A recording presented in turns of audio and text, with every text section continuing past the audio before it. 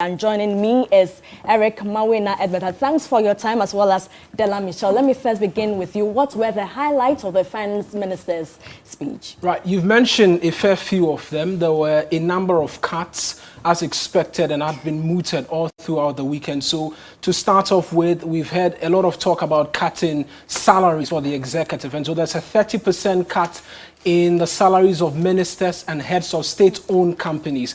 That's the start. Then there is also a 10% cut on discretionary spending. The government has placed a moratorium on foreign travels, except there is prior approval.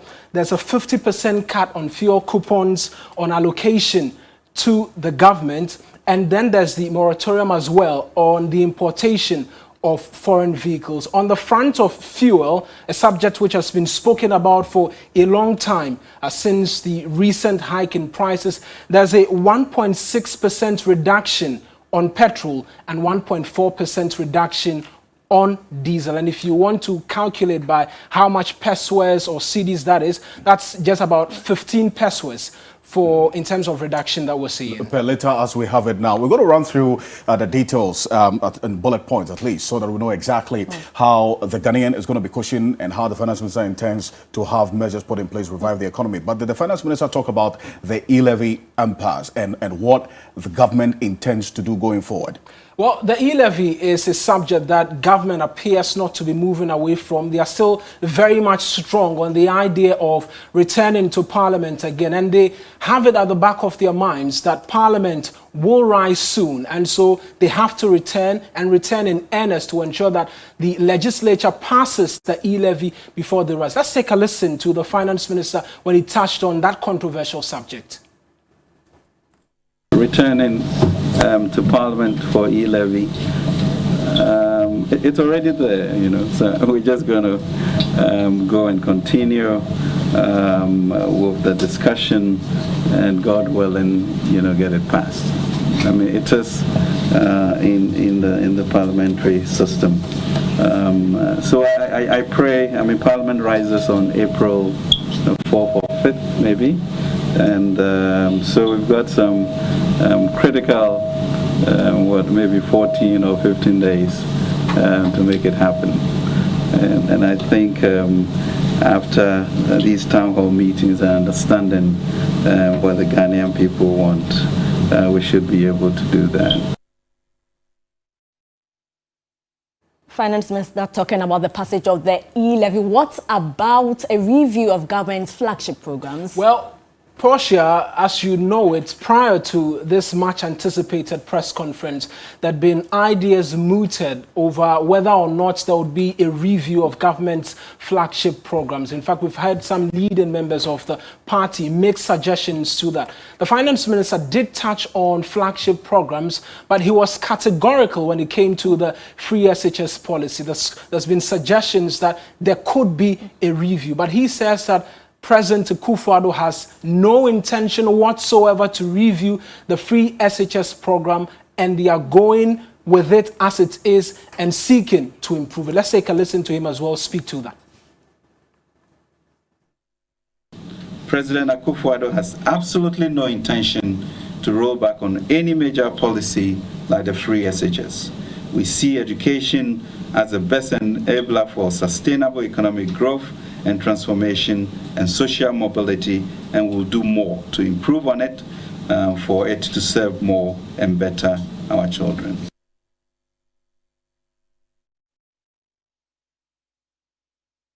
You have these detailed measures in there as well. So in all of this, what is the difference that the measures outlined by the finance minister will make in terms of the revival of the economy and then also the cushioning of the Ghanaian, as he stated earlier today? Right. So with all these measures that government has ruled out, these cuts that we're seeing in expenditure, there's a projected sum you're seeking to save. And the finance minister tells us that he's expecting to save some 3.5 billion cedis. Now, it will interest you to note that out of this 3.5 billion cedis, there's a significant amount that is expended towards fuel coupons. And when we mentioned the cut, we mentioned that there was a 50% cut in provision of fuel coupons to government institutions. And so that's expected to save some whopping 30 million cedis. Which makes up the 3.5 billion cedis that government says will help shore up revenue, which is in dire straits, reason for which they want to go back to Parliament again over the controversial e-levy. So we'll see how the coming days will look like in the execution and implementation of all of this. You know, there are questions as to whether indeed the fuel coupon should be scrapped totally instead of the 50% as we saw it as announced by the Finance Minister. Mona, thank you, as always, running through it with us. But if you look at the areas as broadly put out there by the Finance Minister, Portia Dela, three thematic areas, at least we can put it all: the government revenue mobilization strategies, fuel price mitigation measures, and then also the expenditure reduction measures as we had it. And what do we have now? See, just follow us closely as what was detailed by the Finance Minister earlier today and measures that have been announced so far. The business community has been reacting as well to this. But this is what the Finance Minister talked about earlier. Just for the benefit of viewers to follow closely, these are the bullet points. Collection of the revised property rate by end of April 2022, implementation of online business tax by end of April 2022. Now, this we would find in the 2022 budgets as earlier presented on November 17, 2021. The fast tracking of the passage of the e-levy, as Mayona talked about, it boils down to the numbers game. That's why this e-levy has not been passed. As to whether the Finance Minister is confident that by next week, when this is reintroduced into Parliament, the majority will have the numbers to pass it through is another question altogether. Tax exemptions bill and others is one thing that has been on the burner for quite a while now, considering the amount of money that Ghana loses, over 5 billion annually to tax exemptions that we give. And then you also have 10% cut on discretionary spending. Government has put the mandatory spending and discretionary spending. The discretionary spending is what has been approved in the appropriation bill for the 2022 budget. So they've talked about the cutting down of the budget for the MMDAs. That falls under this discretionary spending that has been cut by 10%. 50% cut on fuel coupon allocation. We've talked about it already. Completion of the moratorium on the purchases on imported vehicles has also come up for discussion. When you look at this one, the completion of the moratorium on foreign travels except with prior approval also was announced by the Finance Minister. Elimination of ghost names from payroll. This has been something that we've been on for quite a while now.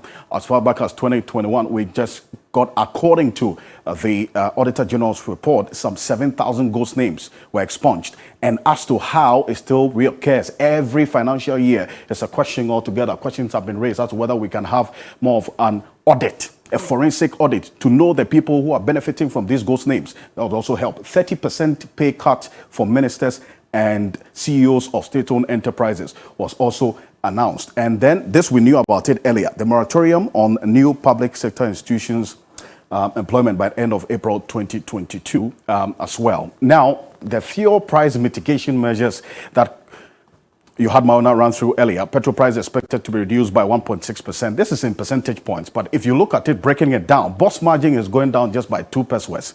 Now, if you look at the UPPF, according to what we do know from the NPA, the latest price build-up, the UPPF was not added.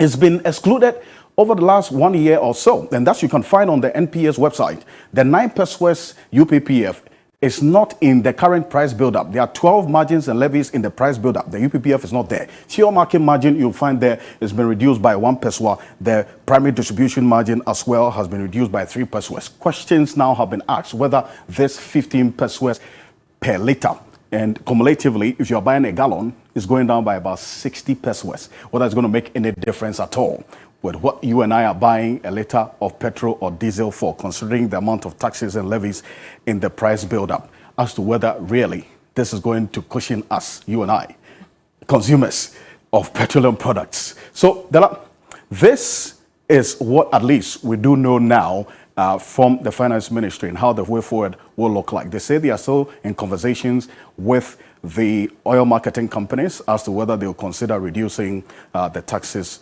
on the price builder. But as expected, the minority has been reacting to what the finance minister said. Let's take a look at what the minority has been talking about in response to the finance minister's presentation earlier today.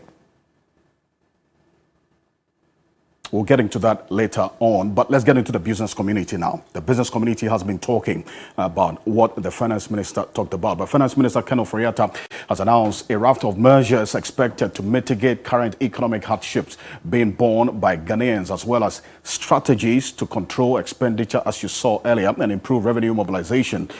There will be cuts for MMDAs, cuts for government expenditures such as fuel coupons, as we've detailed, as you saw earlier, and all the measures that were announced earlier today. Take a look. Regards to savings, I mean, in terms of our initial calculations of all of that, will be about 3.5 billion Ghana cedis that we expect to be able to save. But we'll keep titrating and tightening it and ensure that we get as much from that as possible.